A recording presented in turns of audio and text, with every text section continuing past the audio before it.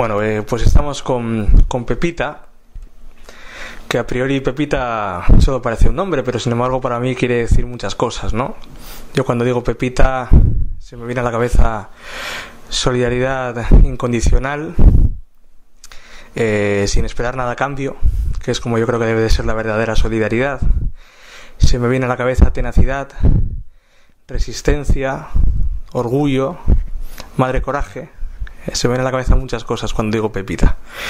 Entonces, para ir desgranando todos estos conceptos, pues que mejor que ella misma nos resuma un poco, pues desde sus orígenes hasta cómo enfrentó la lucha actual, por qué lo hizo, por qué defiende a sus hijos con tanto orgullo como lo hace y por qué considera que ella no tiene que pedir perdón ante nadie, ¿no?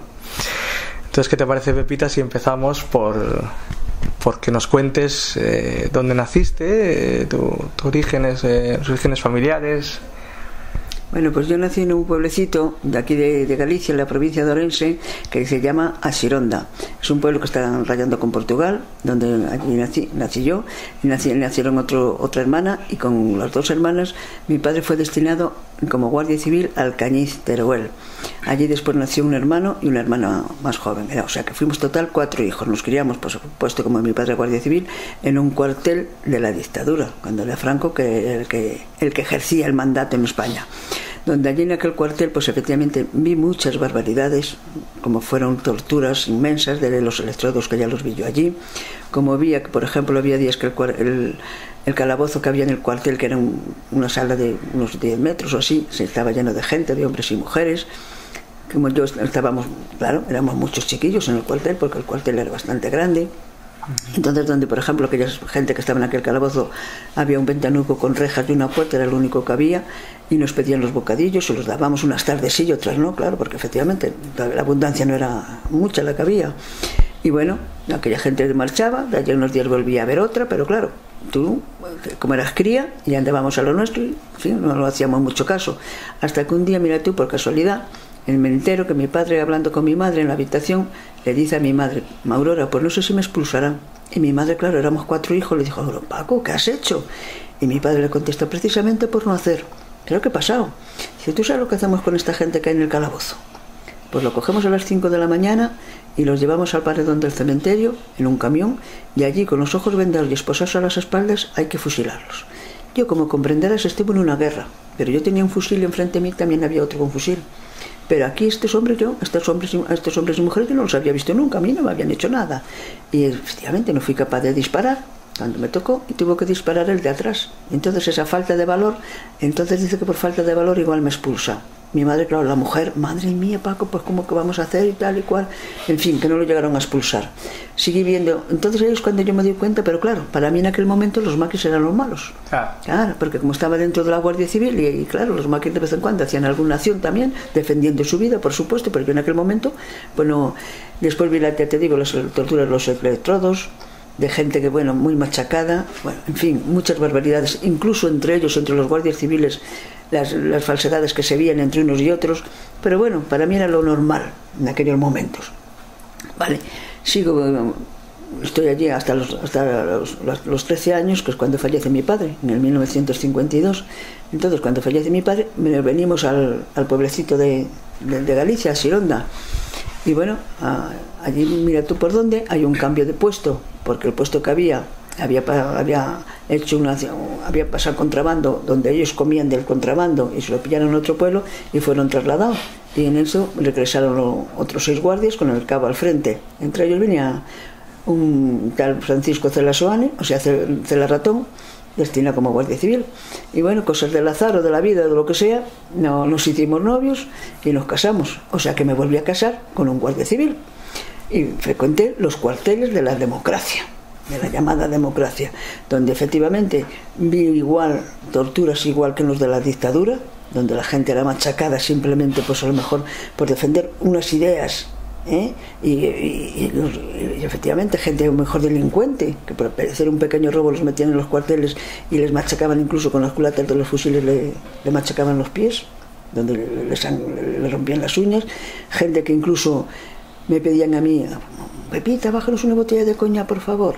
Yo, ¿qué coño querrá esta gente el coñac? Y era para gente detenida que la tenían ya moribunda para reavivirla, donde después efectivamente llaman al médico del pueblo y certifica que a tal hora ha salido fulanito de tal en perfecto estado de salud. O sea que todas esas andanzas las he vivido, pero claro, todo era dentro de la normalidad. Vale, en esto, en el año 82 detienen a mi hijo Paco, el mayor Francisco Cela, y ya lo ponen como terrorista, como esto, como lo otro. Entonces, cuando Suso, los Suso lo detienen al año siguiente, lo mismo. Entonces, tanto el padre, que estaba todavía en activo, como yo, dijimos que no eran verdad, que las barbaridades que decían de nuestros hijos que no eran verdad, que eran personas normales, que tenían sus defectos, por supuesto, pero que no eran esa clase de asesinos que ponían, de terroristas, que era imposible, porque eran chavales muy normales, además chavales cariñosos. Entonces, ya ahí yo empiezo, digo, coño, o sea que... Pero claro, en aquel momento para mí los grapos también eran los malos, pero cuando detienen a tus hijos y los ponen ya en esas circunstancias, y ahí es cuando yo digo, coño, o sea que la Guardia Civil en Alcañiz se hartó de asesinar, de fusilar a maquis que defendían unos ideales, que fueron los que perdieron la guerra, claro, por supuesto.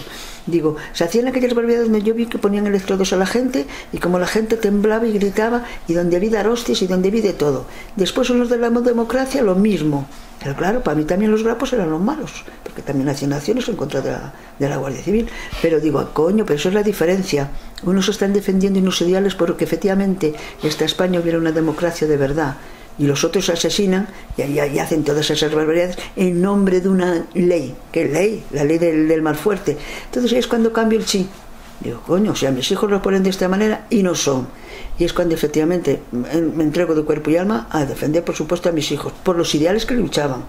Porque si mis hijos hubieran sido asesinos o violadores, por supuesto que nunca defendería esos ideales. Al contrario, eso lo rechazo profundamente. No dejaría de ir a verlos a la cárcel como madre, pero eso no lo podría.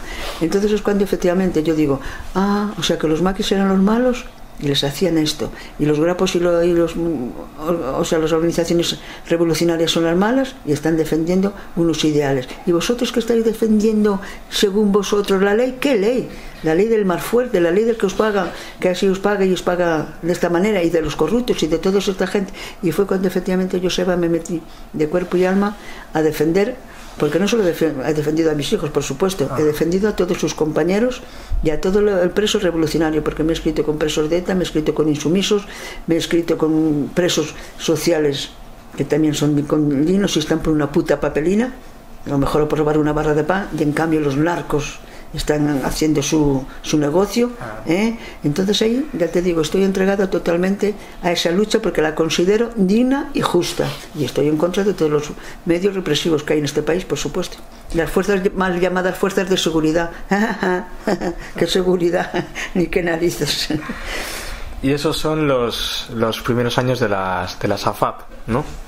Bueno, yo cuando entré ya estaban las AFAS hechas, Claro, porque yo entré en el 82, como te digo, pero entré muy poquito a poco, yo sé, porque yo venía del otro bando. Es un proceso, yo venía del otro bando y como comprenderás, oye, y mi marido estaba todavía en activo cuando fue lo de sus hijos, y claro, al principio el hombre, aunque los sentimientos por los hijos ahí los tuvo, y efectivamente los fue a la cárcel y todo eso, pero que estés dentro de un cuerpo represivo y que tus hijos están en el otro bando, como se suele decir, le costó mucho al hombre. Y entonces me fui incorporando. Primero entré así como personalmente, ¿no sabes? Después, claro, ya conectas con madres de más presos, con familiares de más presos. Entonces ya te juntas en las cárceles a verlos y todo eso, y es cuando empiezo a conectar con las AFAS, que aquí en Galicia le llamábamos ACPG, Asamblea para Archivar los Presos Políticos Galegos. Entonces efectivamente era a nivel de Galicia, donde hacíamos reuniones, donde efectivamente hacíamos muchas movidas en conjunto, pidiendo simplemente que se respetaran los derechos humanos en las cárceles, y a las personas que habían cumplido su condena que las soltaran, y a los presos enfermos que los pusieran en libertad. Y bueno, conseguimos ciertas cosillas para poder, de mucho sacrificio, de mucha lucha, porque lo principal es eso. Cuando tú estás consciente de que la lucha que llevas es justa, tienes que echar toda la carne en el asador y seguir adelante con tu lucha, pese a quien pese. Bueno, pues este es el año, hemos dicho, 82. Recordamos que en el año anterior, fruto de una huelga de hambre a tumba abierta, que tuvo como consecuencia la muerte del militante revolucionario del PCR, Kepa, se habían obtenido algunas mejoras, algunas reunificaciones. En ese año 82 se puede establecer en Soria la comuna Carlos Marx, y en Yeserías la Comuna de Mujeres Carmen López Sánchez. Y bueno, tenemos por delante 5 o 6 años de vida en comuna, de poder hacer una vida en común, de poder hacer actividades manuales para el sostenimiento económico, de poder hacer trabajos importantes políticos, ¿no? Pero en el año 87 empieza la dispersión, en el año 88, bueno, en ese primer 87 sobre todo con los compañeros de ETA, ¿no? En el 88 también se empieza a generalizar, y en el 89 le toca el turno a los presos del PCR y los Grapo, ¿no? Y entonces es cuando se inicia la famosa huelga de hambre, que duró de noviembre del 89 a marzo del 91. ¿Cómo fue ese periodo de 2 años, de casi 435 días de huelga de hambre? ¿Cómo se vivió desde la SAFA?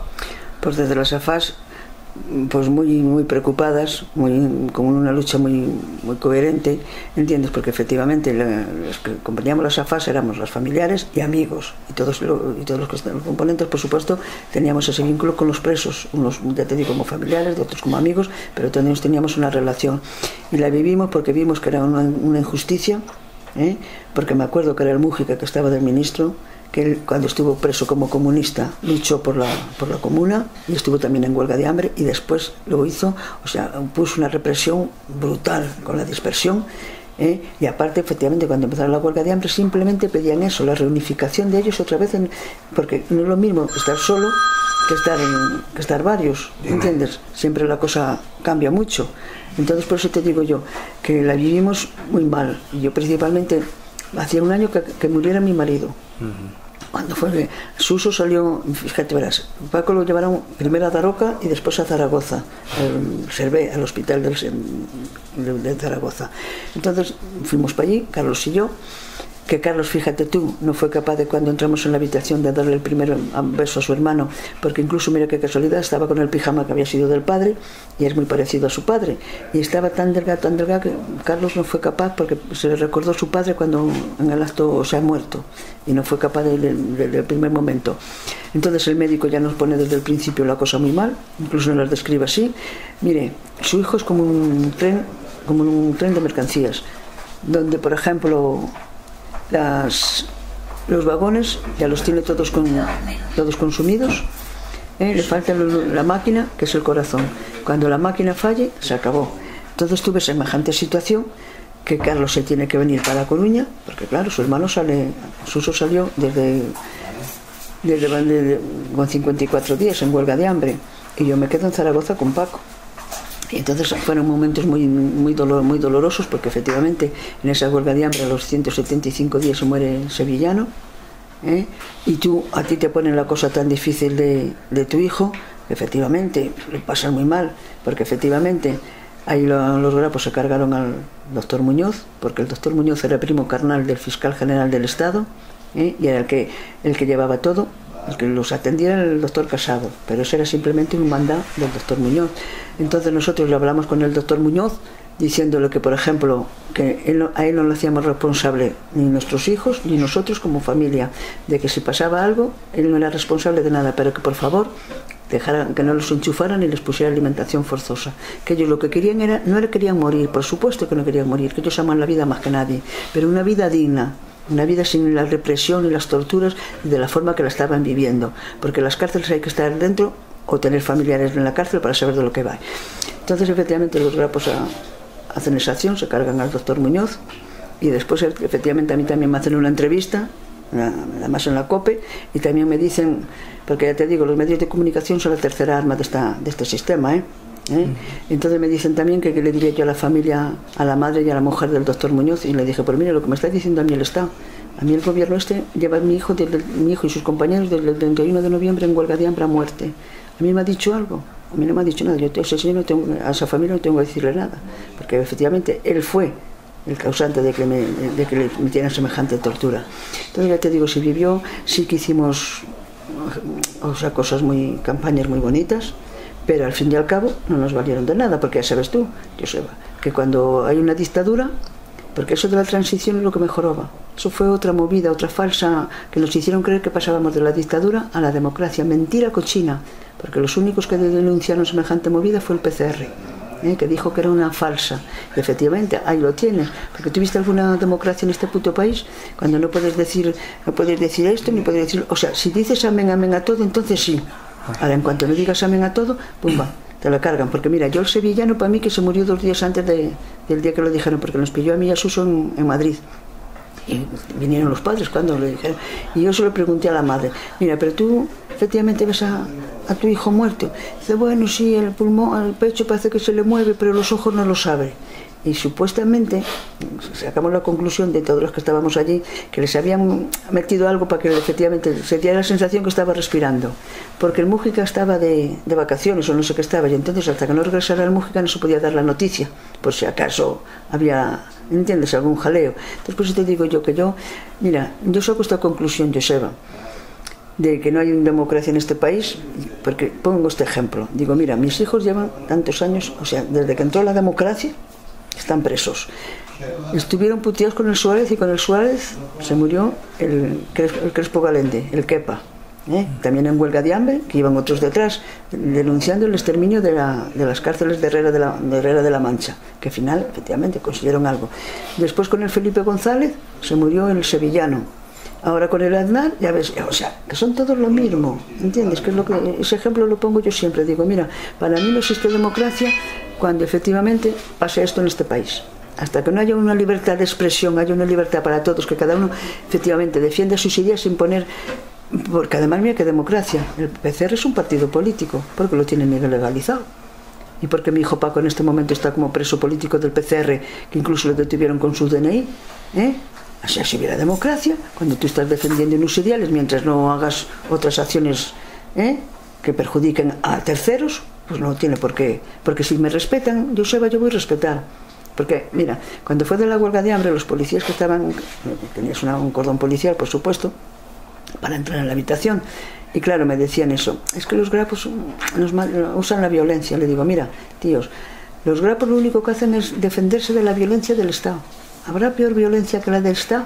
Porque me cago en la mar. Si vamos a hablar de violencia, tú fíjate la violencia que, por ejemplo, tenemos esta de los desahucios, la gente que se tira por las ventanas por culpa de que le quitan la casa y aún por parte tiene que seguir pagando la hipoteca, del obrero que está incluso llega a la muerte del exterminio, de la represión que tienen además las horas que tiene que echar para poderse llevar X euros a casa, para poder llegar a fin de mes, de la represión que hay en la juventud, que la que no está en paro está metida en la puta droga, que eso es otra arma de este puto sistema, para que la juventud esté amordazada, esté que no piense.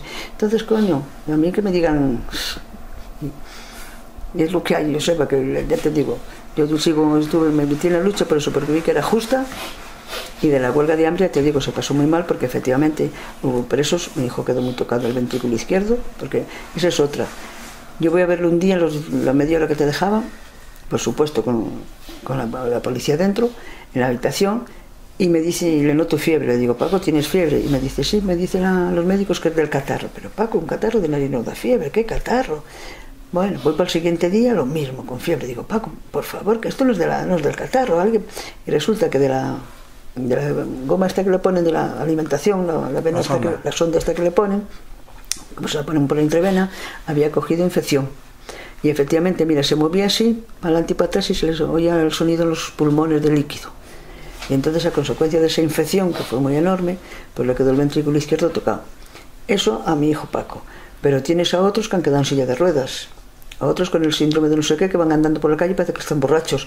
Al ingeniero, o sea, Juan Martínez, que es de Canarias, que está en Canarias, sí. Ese quedó mal psíquicamente. Para mí, que ese, como era tan inteligente el tío, que le metieron algo, porque fue el único que quedó psíquicamente mal. Los otros han quedado con problemas físicos, pero ese quedó tocado, ya te digo, psíquicamente. Entonces, a mí que me digan de democracia, que me digan de libertades, que me digan eso, gaitas, que no. Una pregunta que enlaza con eso, ¿no? Democracia y libertad de expresión. Durante ese año y medio, podemos decir, los familiares llevasteis a cabo muchas protestas, muchas charlas, muchas encarceladas, muchos encadenamientos. ¿Cómo fue la reacción de las fuerzas del orden, teóricamente? Las primeras reacciones que hicimos fue precisamente, efectivamente, hacer o sea, encerrarnos en las Cruz Rojas de todas las ciudades. Nosotros aquí nos encerramos en la Cruz Roja de Vigo para unir más fuerzas, ¿no sabes? En vez de La Coruña, en la de Vigo, donde efectivamente tuvimos bastante, o sea, muchísima solidaridad, porque el que nos llevaba comida nos llevaba otra cosa, los medios de comunicación venían a informarnos. En Madrid estaban en la de Madrid.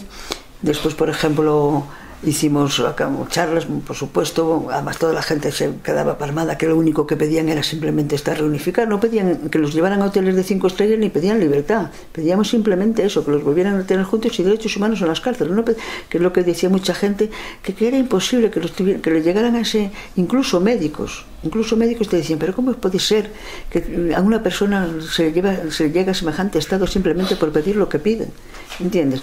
Entonces hicimos efectivamente encadenamientos, nos manifestamos muchas veces delante del Ministerio de Justicia, que efectivamente rodeados de una policía bestial, nos manifestamos delante de la Audiencia Nacional, con pancartas siempre, por supuesto, reivindicando eso, y una vez que incluso estábamos en una plaza de Madrid, que no sé el nombre de la plaza, que como no nos dejaron manifestar aquel día, o sea, concentrarnos delante del Ministerio de Justicia, subimos por una calle arriba y en una plaza que no cortamos el tráfico ni nada. Pues nos encadenamos aquí y ya te digo, sin hacer jaleo, ni cortábamos el tráfico ni nada. Bueno, estuvimos allí tranquilamente, encadenados unos a otros, éramos pocos además, incluso llegan los antidisturbios, no tenían orden de pegar, pero hijo mío, a mí me dieron un porrazo en todas las nalgas que me dejaron el culo morado, pero para mucho tiempo. A otro le arrancaron el pelo de la cabeza, a otro le tuvieron incluso que dar puntos. Bueno, o sea, bestial. Y eso que no tenían orden de pegar. Que si llegan a tener orden de pegar, de la marinera. Entonces, por eso te digo yo que mira, en Zaragoza también dimos charlas, muchas en Zaragoza, que fue donde me tocó a mí vivir la huelga de hambre con mi hijo. Pillamos muchísima solidaridad. Entre ellas incluso fuimos a dar una charla a la universidad. Ellos iba el médico, uno de los médicos que trataba a los presos, y un abogado.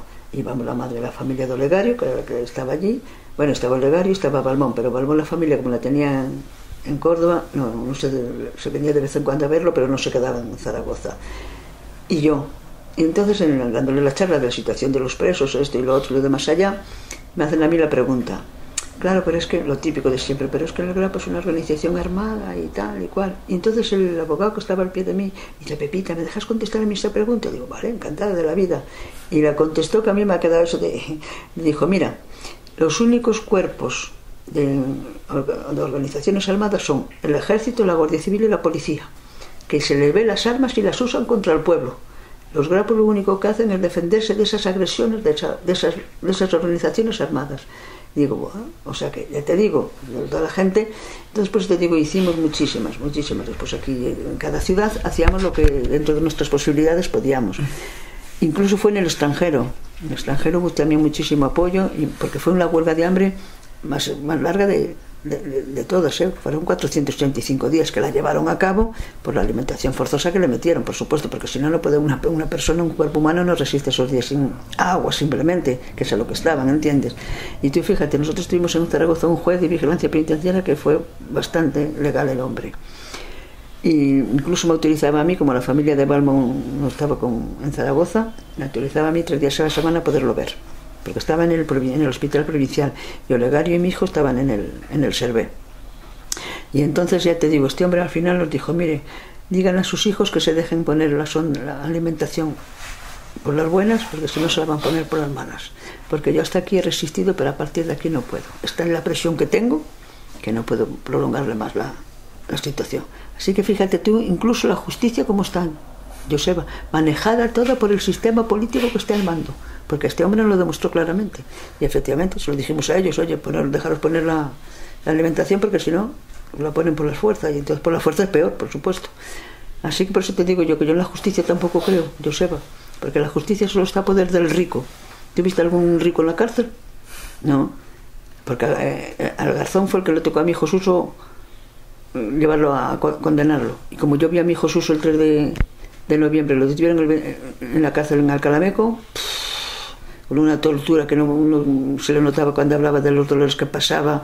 Le dije que levantara la cabeza, no quería, y me hice mandar, y tenía la espalda hecho bueno, de todos los colores, que efectivamente en el juicio me enfrenté a Garzón y le dije, ¿cómo usted me dice a mí que no se tortura? Si usted ha visto a mi hijo torturado y ha pasado, y no ha castigado a los torturadores, que me querían en un cuartel. de la dictadura y ha seguido viviendo los cuarteles de la democracia. Así que a mí usted no me puede negar que torturan, porque lo he vivido. Entonces te digo yo, Isabel, que yo en la justicia tampoco creo, porque no existe, para el pobre por lo menos. Para el rico ya no digo nada, porque ya ves tú dónde están los corruptos y dónde está toda esta panda. Y es venganza, ¿no? Porque después de la huelga de hambre también mantuvieron la dispersión y la mantienen hoy en día años y años, y usan la fórmula de la desasistencia sanitaria, ¿no? Como otro método de asesinato, como ha pasado en abril con Isabel Aparicio, ¿no?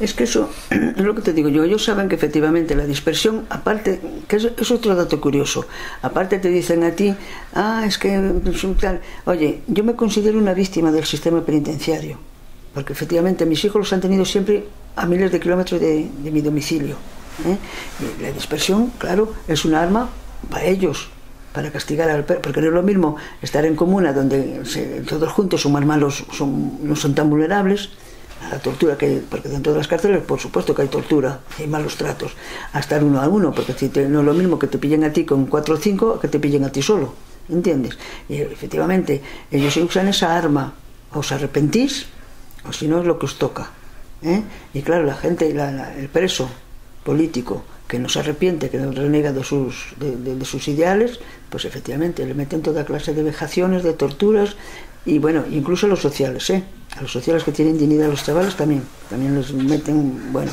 yo me he escrito con presos sociales, incluso los he ido a visitar también, estos que también llevan 16 y 17 años, y también te la marinera, Entonces lo que te digo yo, y la asistencia sanitaria, fíjate cómo está la sanidad en la calle hoy en día, Joseba, que te imagínate allí dentro, porque tenemos cantidad de enfermos, como te dije yo, a consecuencia de la huelga de hambre, y otros a consecuencia de la falta de asistencia sanitaria en las cárceles, de la mala alimentación, de las vejaciones que sufren, de las torturas. Pues tenemos muchos presos enfermos.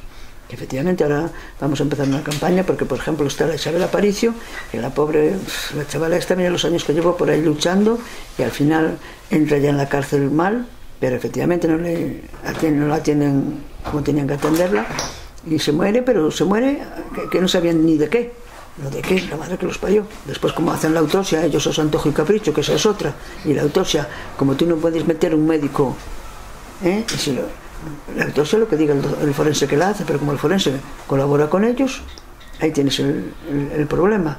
Entonces ya te digo, y ahora tenemos otra presa política, Arantxa, que es incluso Díaz Villar, que es por ejemplo de allá de arriba, de Euskadi, que también aún acabo de hablar hace un poquillo con la suegra, que la van a operar mañana de cáncer de colon, y así te cuento, está el Arenas, el secretario general del PCR, que es el único secretario general que hay encarcelado un partido político, que llevan tiempo para operarlo de cataratas, pero aún no lo han hecho y se está quedando ciego el hombre porque tiene 70 años. Está el Manuel Arango, el compañero de Isabel Aparicio, que es incluso en una movida que tuvieran con la Guardia Civil, le metieron un tiro en el estómago, ya quedó hecho una mierda, y el hombre ya también va para 70 años y también está muy chungo. Además ahora, a consecuencia de que se le ha muerto la compañera en circunstancias que todavía no están claras cómo ha sido, está también muy mal.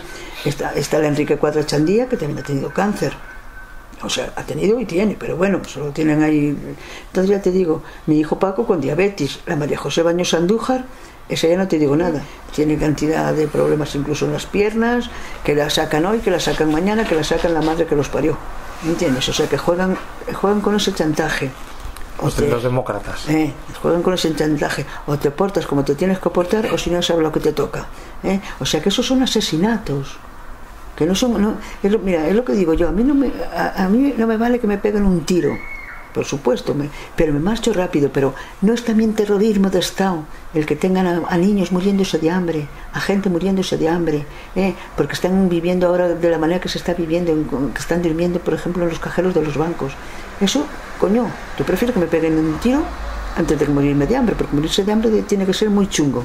¿Por qué hay tanta violencia de género? Porque efectivamente, dice el refrán, que donde no hay harina todo se vuelve riña. Si tú llegas a casa harto de trabajar y resulta que el dinero que traes no llega a nada, y que tiene que ser muy jodido, que un hijo llega a casa, mamá, quiero pan, ¿dónde está el pan? O mamá, quiero leche, ¿y dónde está la leche? Porque incluso lo están denunciando a los niños que están yendo al colegio, que se duermen por falta de alimento. Entonces, pues te digo yo, que si hablamos de terrorismo, hay tanto terrorismo del que hablar, Joseba, madre mía, si yo empiezo a estropicar. Ya te digo. ¿Qué papel crees que tiene la solidaridad en el presente y qué papel va a tener en el futuro? Porque no va a dejar de haber represión. Bueno, pues yo, para mí la solidaridad es muy importante, por supuesto, porque los ricos son muchos, pero los pobres somos muchos más, ¿eh? Y los que estamos reprimidos, por supuesto, cada día crece más la represión por ese motivo que te acabo de contar, porque como no hay democracia, cada vez la gente se...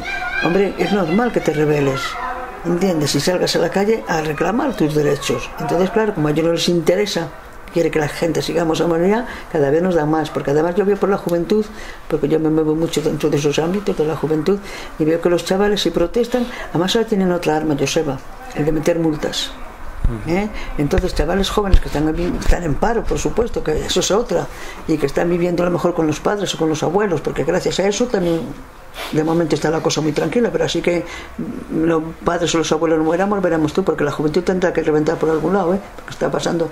Entonces ya te digo, la solidaridad es muy importante, cada día más, porque no es lo mismo que yo luche sola que luches tú conmigo, el otro y el otro, que eso es lo que les fastidia a ellos, que nos unamos.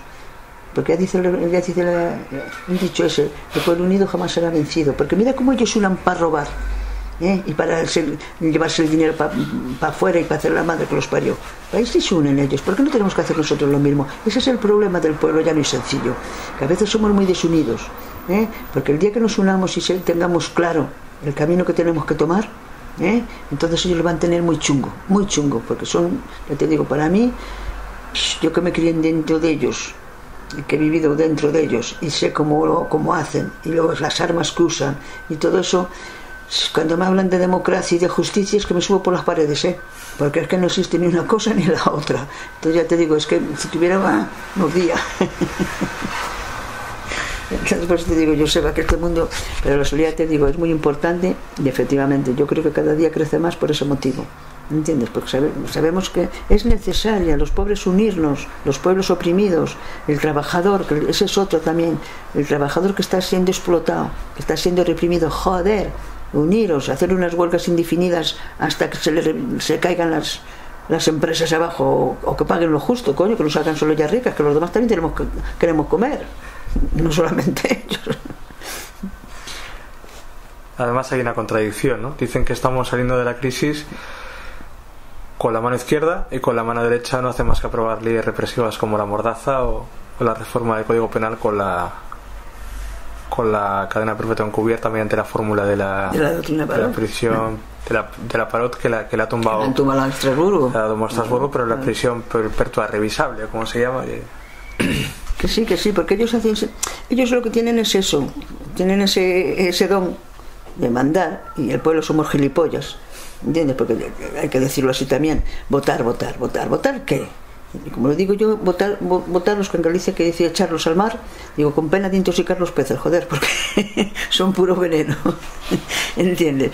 Entonces por eso te digo yo, que eso es lo malo, que la gente nos espabilemos y le digamos a estos atracadores, porque no tienen otra palabra, que se vayan a paseo, porque lo bonito sería, por ejemplo, efectivamente, que seamos el pueblo, que nos organicemos y el que mandemos, y el que porque todos tenemos, según su constitución, somos todos iguales ante la ley. Lo dijo el Juan Carlos Miratico, ahora pobrecito, abdicó, que éramos todos iguales ante la ley. Y resulta que está toda la familia metida en el problema. Empezó con el Lagarín, con su hija, con el esto, con lo otro. Están todos lo mismo, llenos de mierda. Coño, entonces ¿dónde está la justicia para todos igual? Ya le di a ti a lo mejor por robar una barra de pan en Chirona. O por ejemplo, por decir lo que no quieren ellos oír y que estás diciendo verdades, te imputan. Entonces por esto digo yo que efectivamente el pueblo somos los que tenemos que salir a la calle y decirles que no nos representan, que no los queremos, que lo que queremos son libertades a todos los niveles, libertad de expresión, libertad de defender las ideas, que siempre y cuando efectivamente respetemos siempre, cada uno mutuamente, ¿o no? Porque si tú a ti me respetas, si yo por ejemplo soy un empresario y pago debidamente a los obreros lo que les pertenece, vale, el empresario tiene un dinero ahí empleado, por supuesto que tiene que rentuarle, eso no se lo niega a nadie, pero coño, en vez de hacerse millonario, pues confórmate con algo, pero no te lo comas tú todo, que las otras personas también necesitan alimentos, también quieren comer y quieren tener una vida digna. Que eso fue lo que hicieron con la transición, Joseba. Efectivamente nos abrieron un pelín las manos para decir que entraba la democracia.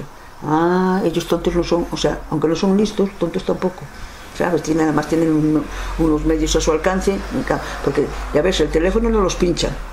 Sales a la puerta de la casa y ya te están vigilando.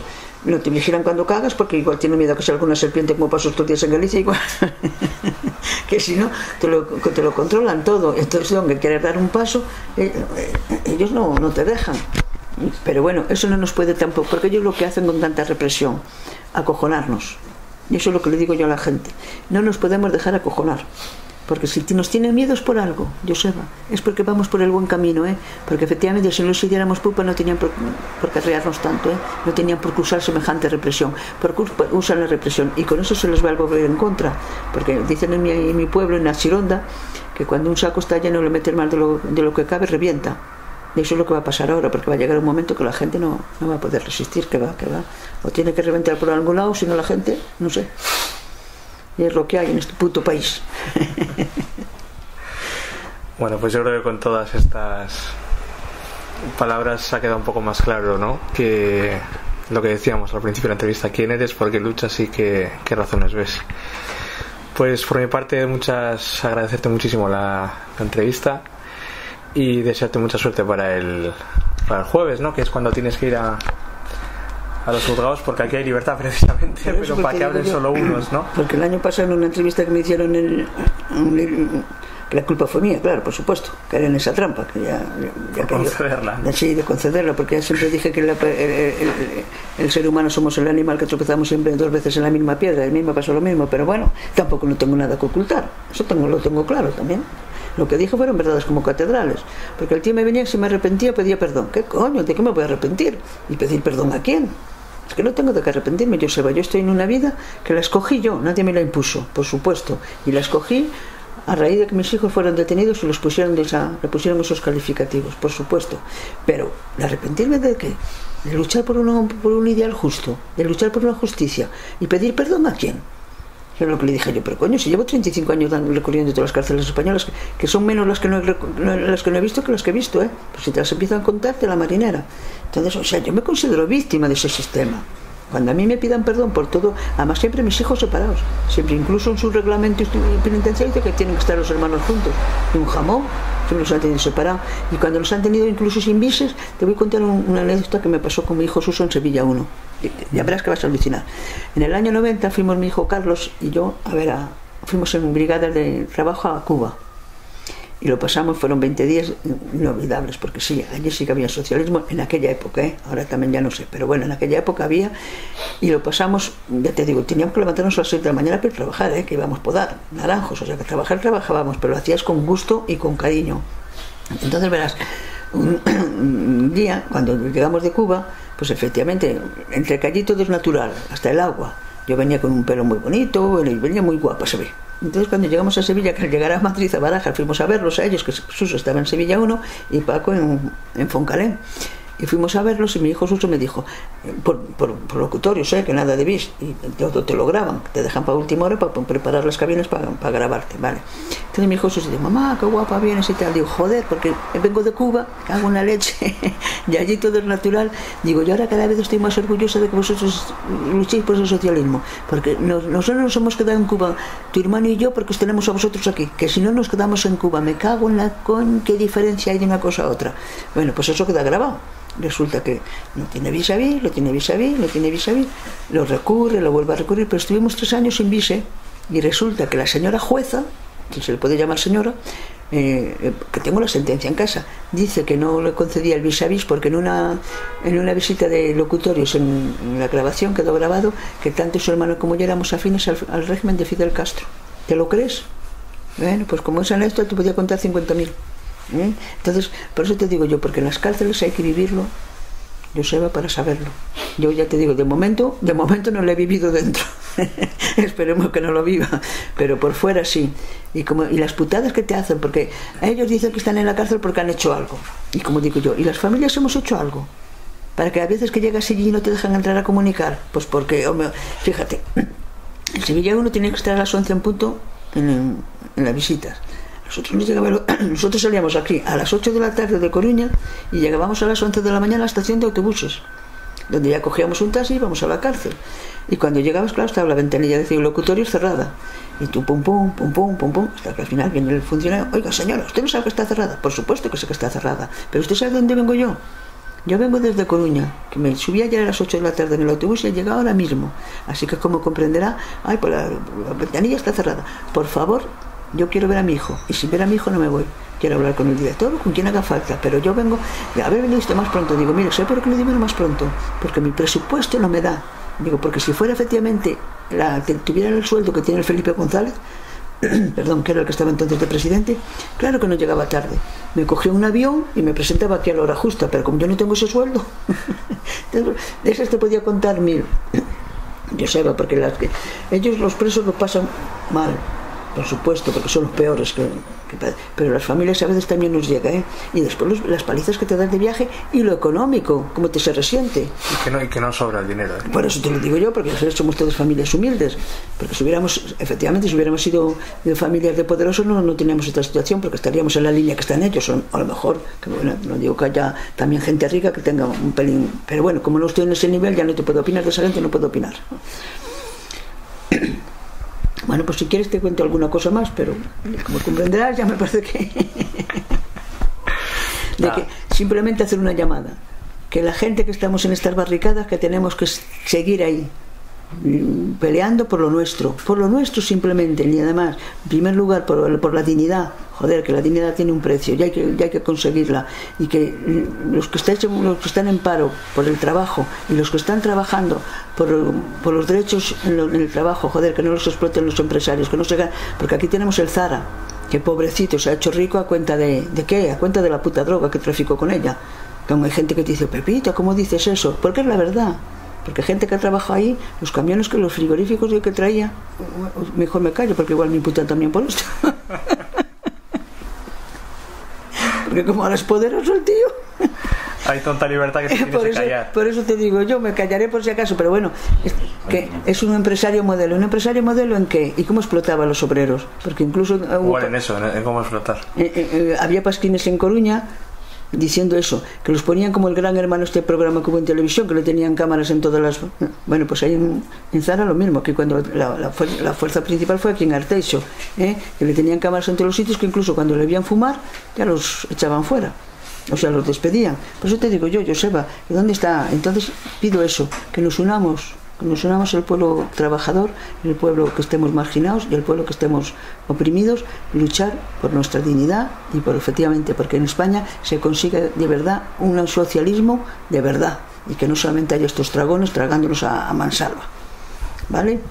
Bueno, pues muy agradecido, Pepita. Ya no, si quieres más, ejemplo. Si quieres más te doy. Muchas gracias. A ti, José.